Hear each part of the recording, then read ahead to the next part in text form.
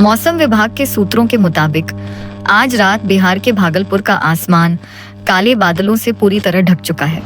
अगले कुछ घंटों में तेज और जोरदार बारिश होने की संभावना जताई गई है। ठंडी हवाओं के साथ गरजती बिजली और बादलों की गड़गड़ाहट का सिलसिला भी जारी। रात तक होने वाली इस बारिश से तापमान में गिरावट दर्ज की जाएगी। वहीं शहर के निचले इलाकों में जलजमाव की स्थिति बनने की आशंका भी बनी हुई है। मौसम विभाग ने नागरिकों से अपील की है कि सुरक्षित रहें और अत्यावश्यक कारण के अलावा घरों से बाहर न निकलें। अरे ये बारिश भी ना हर बार बिना बुलाए मेहमान की तरह चली आती है। लगता है इस बार भी ये बारिश मेरा सारा काम धंधा चौपट कर देगी। अरे अशोक दा, क्या हो गया? ये इतना ज्यादा गुस्सा आखिर किस पर उतार रहे हैं? अरे राजू, आजा आजा पोता, इधर ही बैठ जा। अरे दादा, आपने बताया ही नहीं। आप इतना गुस्सा आखिर किस पर कर रहे थे? अरे पोता, क्या बताऊं, जो फसल मजदूरों से कटवाई थी लगता है वह पूरी बारिश में भीग जाएगी। अभी अभी रेडियो में सुना कि तेज बारिश होने की संभावना है। अच्छा, तुम दोनों ने अब तक ये तो बताया ही नहीं कि आखिर यहाँ क्यों आए हो। कोई खास काम है या बस यूं ही मिलने चले आए? दादा, पापा ने हमें खास तौर पे आपके पास चूना लेने के लिए भेजा है, इसलिए हम सीधा यहीं चले आए हैं।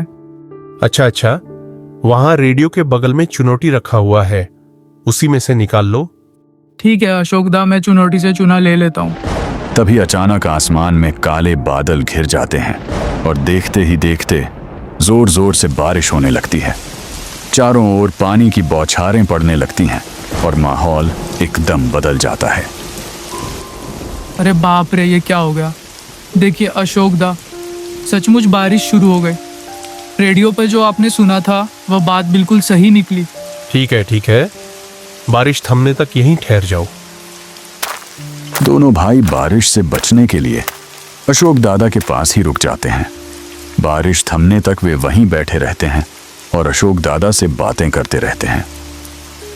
अशोक दादा, जब तक बारिश हो रही है तब तक आप हमें अपने समय की कुछ कहानियां सुनाइए। मेरे जमाने की कहानियां मुझे ज्यादा तो याद नहीं है, लेकिन एक ऐसी कहानी है जिसे जब भी याद करता हूं तो आज भी डर लगने लगता है। तो दादा, अब वही डरावनी कहानी सुनाइए। हमें तो बहुत ही जानने की उत्सुकता हो रही है। यह कहानी उस समय की है जब मैं तुम्हारी ही उम्र का था और तभी पहली बार सुनी थी। उस जमाने में शादियों में डीजल गाड़ियों का नामो निशान तक नहीं होता था। सिर्फ बैलगाड़ियां चला करती थीं और दूल्हा दुल्हन को पालकी में ही ले जाया जाता था।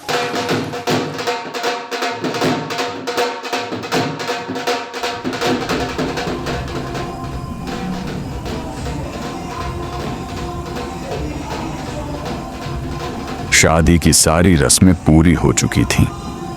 दूल्हा दुल्हन पालकी के अंदर बैठ चुके थे।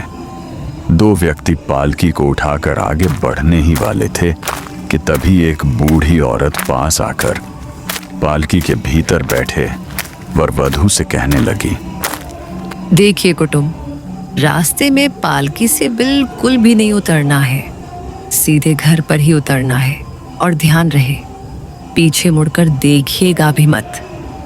ठीक है दादी माँ, मैं आपकी इस बात का ध्यान रखूंगा। इतना कहने के बाद दो व्यक्ति पालकी को कंधे पर उठाकर अपने घर की ओर चलने लगे और लड़के की तरफ से बाकी के रिश्तेदार बैलगाड़ी पर बैठकर आगे आगे चल रहे थे और उनके पीछे पीछे कहार पालकी को कंधे पर उठाए धीरे धीरे कदम बढ़ा रहे थे। रात घनी और सुनसान थी। ठंडी हवा सरसराती हुई बह रही थी। कभी कभी बादलों के बीच से चमकती बिजली रास्ते को रोशन कर देती थी। बूढ़ी औरत की कही हुई बात उनके मन में बार बार गूंज रही थी। काफी समय बीत जाने के बाद आगे आगे चल रही बैलगाड़ी धीरे धीरे दूर होती चली जाती है। रास्ता लंबा और सुनसान होने के कारण उसकी खड़खड़ाहट की आवाज भी धीरे धीरे कानों से ओझल हो जाती है और पीछे रह जाती है सिर्फ पालकी, जो धीमे धीमे अपने कदमों से आगे बढ़ रही होती है।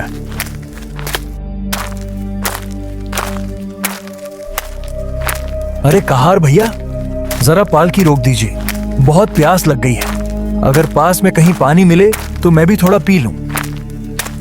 पालकी के अंदर बैठे लड़के को प्यास लगने के कारण कहारों ने पालकी वहीं रोक दी।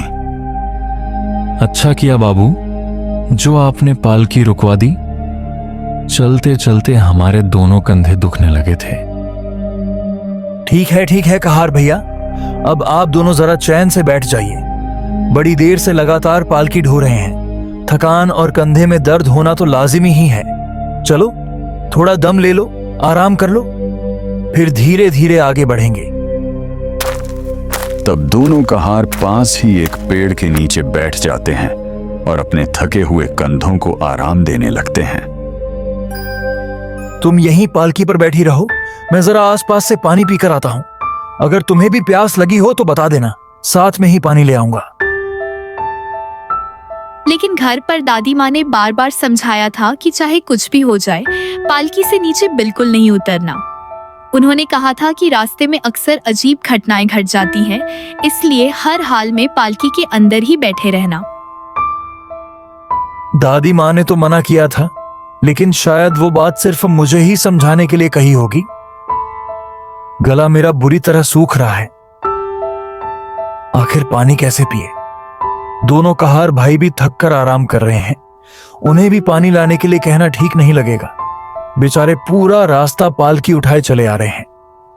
बाकी के लोग भी बैलगाड़ी में बैठकर काफी दूर निकल गए होंगे। अच्छा, अगर मैं नीचे नहीं उतर सकता तो तुम तो उतर सकती हो ना? तुम ही मेरे लिए पानी ढूंढ कर ले आओ। इसके अलावा हमारे पास और कोई चारा भी तो नहीं है। ठीक है जी, मैं देखती हूँ, शायद आसपास कहीं चापाकल या कोई कुआं मिल जाए। मैं अभी पानी लेकर आती हूँ, आप यही पालकी पर बैठे रहिए।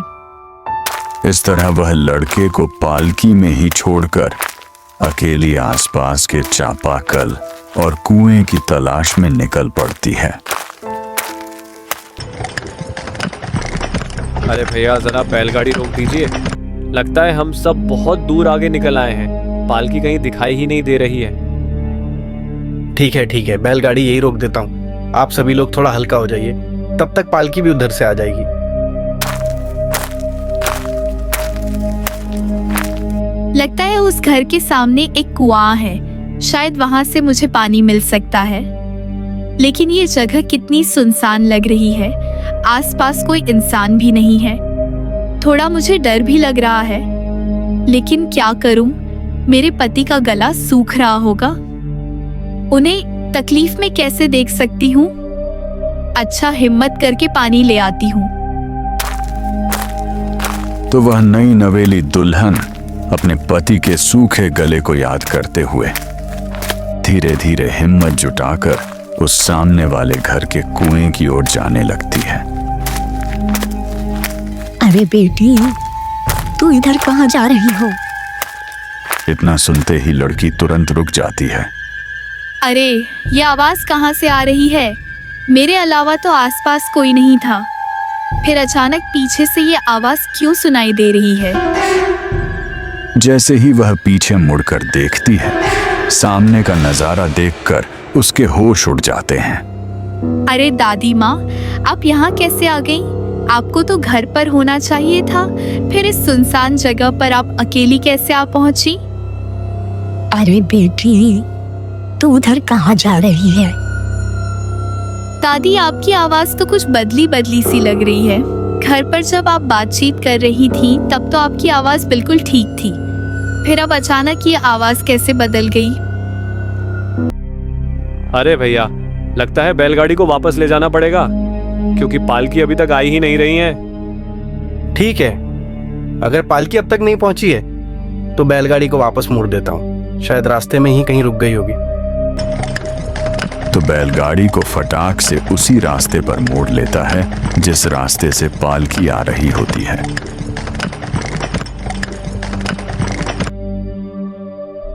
ये मेरी पत्नी आखिर कहाँ रह गई? अब तक तो उसे पानी लेकर लौट आना चाहिए था, काफी देर हो रही है। दिल घबराने लगा है। कहीं कुछ अनहोनी तो नहीं हो गई? अरे दादी, आपने बताया नहीं कि आपकी आवाज इतनी बदल कैसे गई।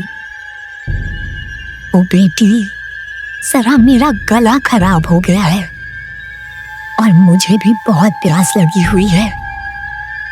कुआं तो पास में ही है दादी माँ, चलिए वहां से पानी पी लीजिएगा, नहीं तो आपका गला और ज्यादा खराब हो जाएगा।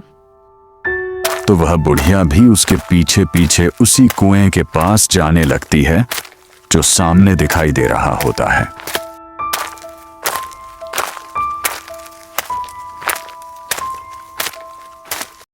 उधर दोनों कहार भाई भी अब पालकी के पास पहुंच जाते हैं। अरे दूल्हे बाबू, मेरे दोनों कंधों का दर्द तो अब ठीक हो गया है। अब हमें घर की ओर चलना चाहिए। नहीं नहीं कहार भैया, अभी तो हम घर की ओर नहीं जा सकते। मेरी पत्नी मेरे लिए पानी लाने गई है, लेकिन अब तक उसे लौट आ जाना चाहिए था। इतनी देर हो गई है कि मन घबराने लगा है। समझ नहीं आ रहा वो कहां रह गई। अरे दूल्हे बाबू, आप इतनी बड़ी गलती कैसे कर सकते हैं, जब घर पर ही दादी माँ ने साफ कह दिया था कि पालकी से किसी को बाहर नहीं निकलना है, तो फिर आपने अपनी पत्नी को पानी लाने कैसे भेज दिया? अरे कहार भैया, ये सब बातें तो बाद में भी हो जाएंगी, लेकिन अभी सबसे जरूरी है मेरी पत्नी को ढूंढना। वो कहां रह गई है? अब तक लौट आना चाहिए था। कहीं रास्ते में कोई परेशानी तो नहीं हो गई? चलिए उसे ढूंढते हैं। नहीं नहीं दूल्हे बाबू, आप पालकी पर ही आराम से बैठे रहिए। घर से निकलते समय दादी माँ ने भी कहा था, इसलिए उनकी बात को अनदेखा नहीं करना चाहिए। आप चिंता मत कीजिए, हम दोनों आसपास अच्छी तरह देख लेते हैं कि आपकी पत्नी कहाँ रह गई है।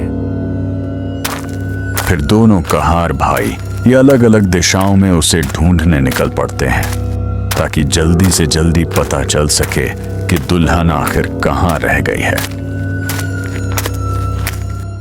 उधर ये दोनों भी धीरे धीरे चलते हुए उस कुएं के पास पहुंच जाते हैं।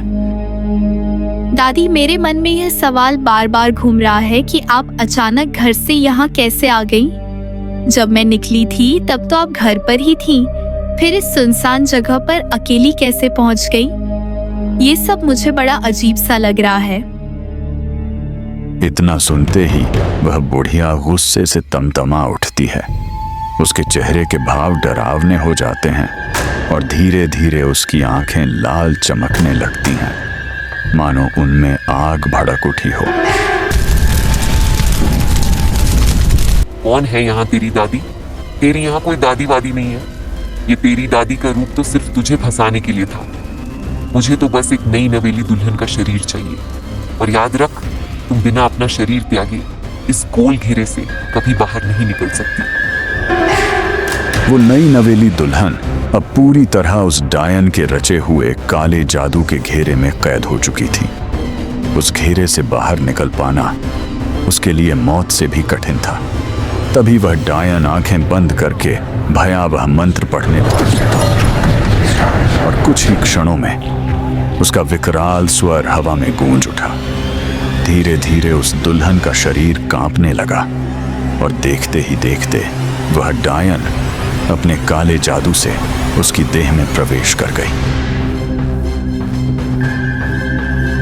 अरे आप यहाँ हैं? मैं तो कब से आपको ढूंढ रहा था। समय काफी हो गया है, अब जरा जल्दी कीजिए। दूल्हे बाबू पालकी पर आपका बेसब्री से इंतजार कर रहे हैं। कहार उसे ढूंढते ढूंढते काफी देर कर देता है और जब तक वह वहां पहुंचता है तब तक डायन उस नई नवेली दुल्हन को पूरी तरह अपने वश में कर चुकी होती है। सुना नहीं आपने मेरी बात? जल्दी यहां से चलिए, समय बहुत हो चुका है। अब देर किए बिना हमें पालकी की ओर लौटना चाहिए। दुल्हन बिना कुछ बोले, मानो उसकी जुबान पर ताले पड़ गए हों, चुपचाप कहार के पीछे पीछे चलने लगती है। उसके चेहरे पर अजीब सी गंभीरता और आंखों में शून्यता झलक रही थी, जैसे किसी अदृश्य ताकत ने उसकी आत्मा को बांध लिया हो और अब वह बस बिना अपनी इच्छा के एक कठपुतली की तरह कदम बढ़ा रही हो। उधर बैलगाड़ी भी चलते चलते आखिरकार पालकी के पास पहुंच जाती है।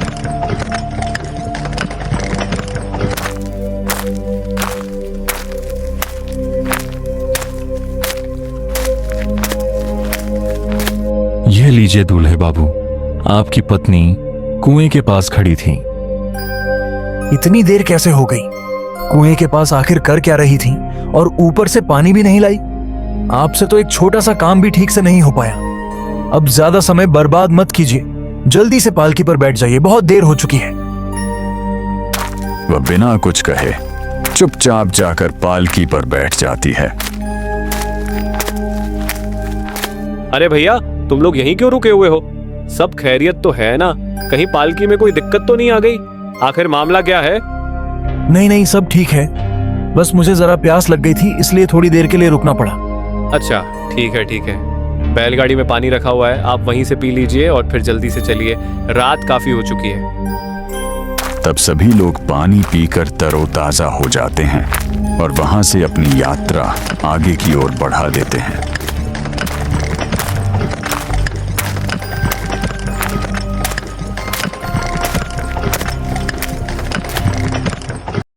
पालकी जब आखिरकार घर पहुंचती है तो वही डायन उस बेखबर दूल्हे पर भी ऐसा काला जादू करती है कि जिसे याद करते ही आज भी रोंगटे खड़े हो जाते हैं।